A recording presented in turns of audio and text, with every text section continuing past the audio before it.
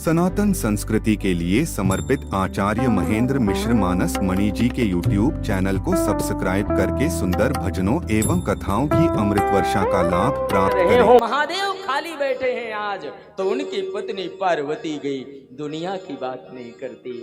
हाँ? क्या क्या महादेवी ने प्रश्न किया। शिव के चरणों में महादेवी पार्वती ने पुष्प चढ़ाया, दीपक से आरती उतारा महादेव की, और उसके बाद जननी पार्वती ने प्रणाम करके महादेव से प्रश्न करना चालू किया। और प्रश्न कितने? सबसे पहले महादेव के श्रृंगार के 5 प्रश्न किया पार्वती ने। सबसे पहले 5 प्रश्न, और उसके बाद राम कथा के 7 प्रश्न। तो महादेवी पार्वती ने पहला प्रश्न किया, बोले बाबा आज हम आपसे कुछ पूछना चाहते हैं। महादेव ने कहा बोलो उमा।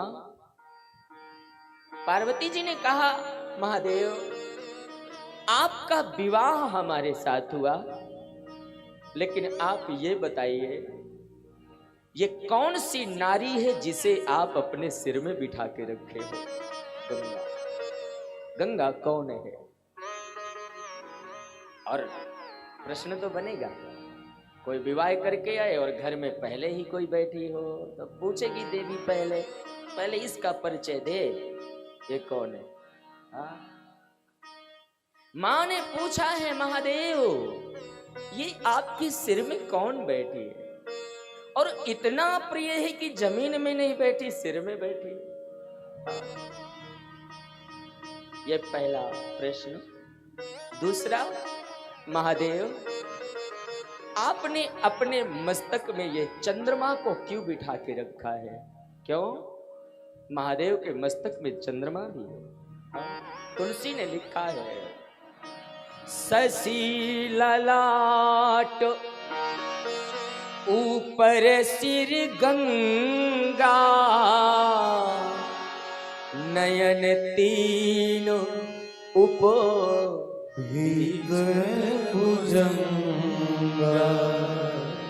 शशि ललाट ऊपर सिर गंगा, नयन तीन उपबीच भुजंगा। महादेव है वो। पार्वती ने कहा गंगा सिर में है और आपके मस्तक में ये चंद्रमा क्यों है? तीसरा प्रश्न है बाबा आपने अपने गले में ये भुजंग नाम का सर्प क्यों डाला है? चौथा प्रश्न है मुंडों की माल क्यों पहना है आपने?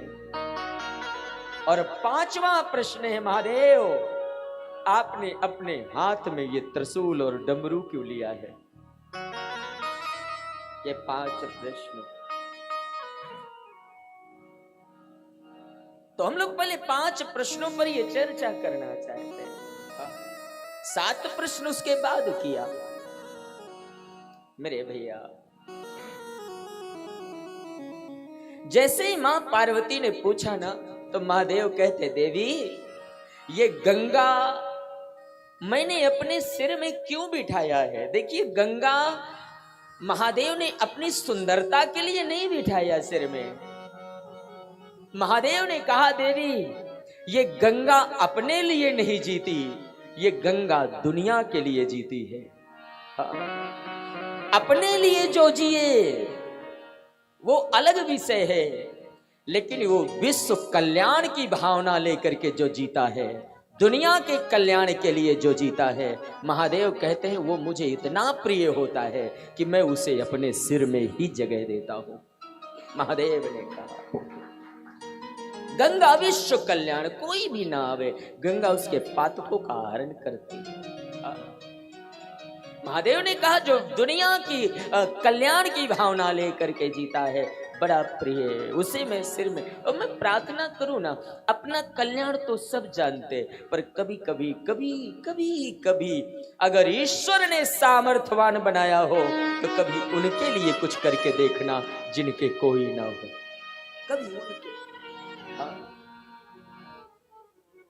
आनंद आएगा जीवन जीने में।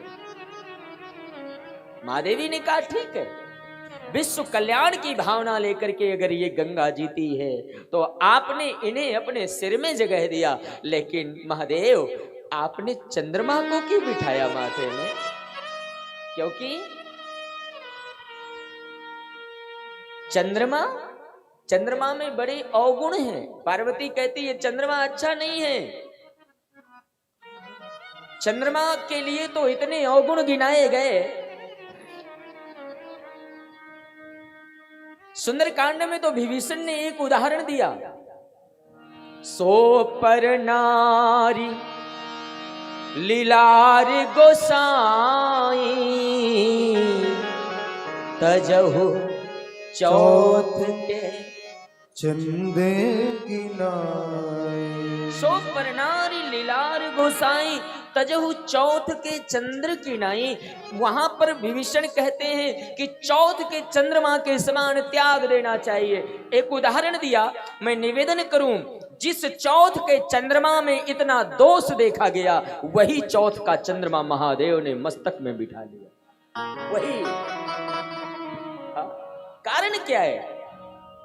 और इतना ही नहीं, चंद्रमा में तो इतने अवगुण, भगवान राम ने और तो और दुनिया की बात छोड़ो, राम जी ने खुद चंद्रमा में बहुत सारे अवगुण गिनाया। बालकांड में जनकपुर में भगवान राम जब सायंकाल चंद्रमा को देखते तो लक्ष्मण से कहते, लक्ष्मण चंद्रमा का प्रकाश तो अच्छा है लेकिन इसमें बड़े अवगुण हैं। राम जी कहते, जन्म सिंधु पुन बंधु विषु दिन मलिन सकलंक सिया मुख समता पावो किमी चंद्रबापुरो।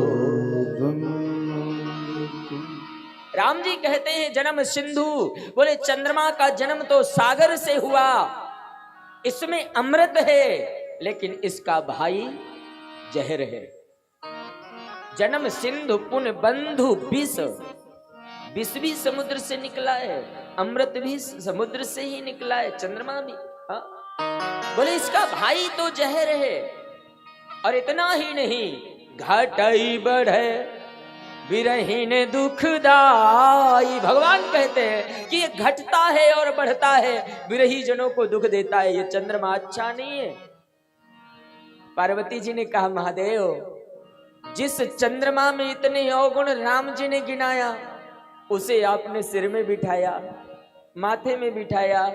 महादेव ने कहा, बोले देवी इसमें अवगुण थे पर अब अवगुण नहीं है। एक और बात साहब, जीवन में जिसके भजन हो वो साधु है, और साधु वही है जो किसी के दोषों को न देखता हो। आदत हो गई है हमारी दुनिया के दोष देखने। मानस मेरी व्यासपीठ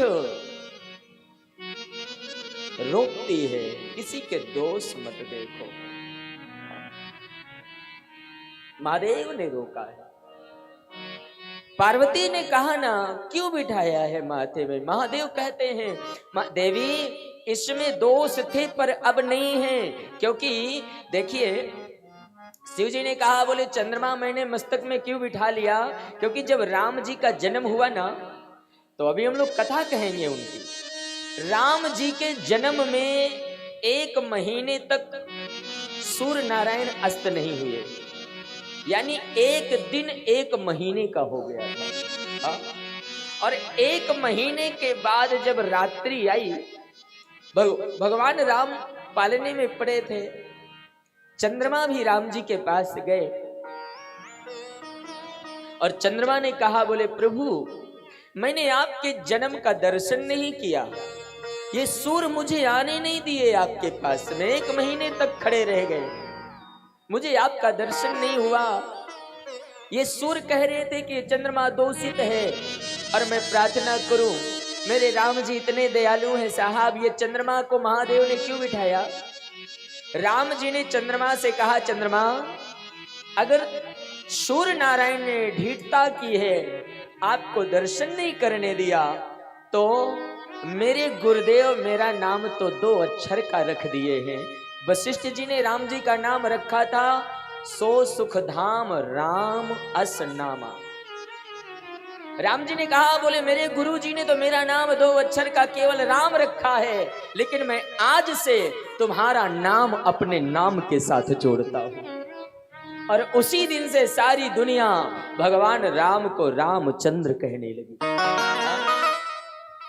पार्वती से महादेव कहते हैं, देवी संसार में व्यक्ति में दोष तभी तक हैं जब तक वो राम के नाम से नहीं जुड़ता, और जब व्यक्ति राम नाम से जुड़ जाता है उसके सारे दोष खत्म हो जाते हैं और वो मेरे माथे में बैठ जाता है।